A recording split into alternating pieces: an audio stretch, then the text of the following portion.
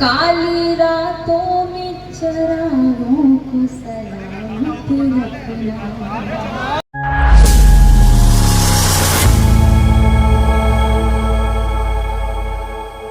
और आज के औरत की नफ्सियाती उलझन ये है कि मैं ये भी चाहती हूँ तेरा घर बसा रहे और ये भी चाहती हूँ कि तू अपने घर न जाए। इस कश्मकश में एक औरत क्या क्या सोचती है, कैसे सोचती है और क्या कहती है, इसे समझना है तो आइए एक शायरा का इस्तकबाल करें। मैं गुजारिश करता हूँ मोहतरमा दानिश गजल से तशरीफ लाए और अपने खूबसूरत कलाम से नवाजें। जनाब इनका मोहतरमा दानिश गजल। अस्सलाम वालेकुम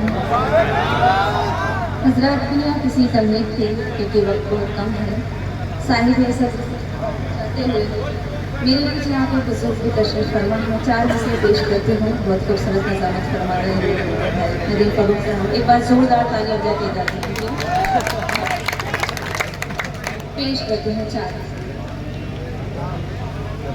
काली रातों में चरागों को सलामत रखना, काली रातों में चरागों को सलामत रखना, तपते सहरा में पेड़ों को सलामत रखना,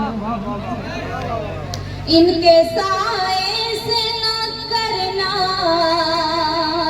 कभी महरूम में मुझे, मेरे अल्लाह बुजुर्गों को सलामत रखना।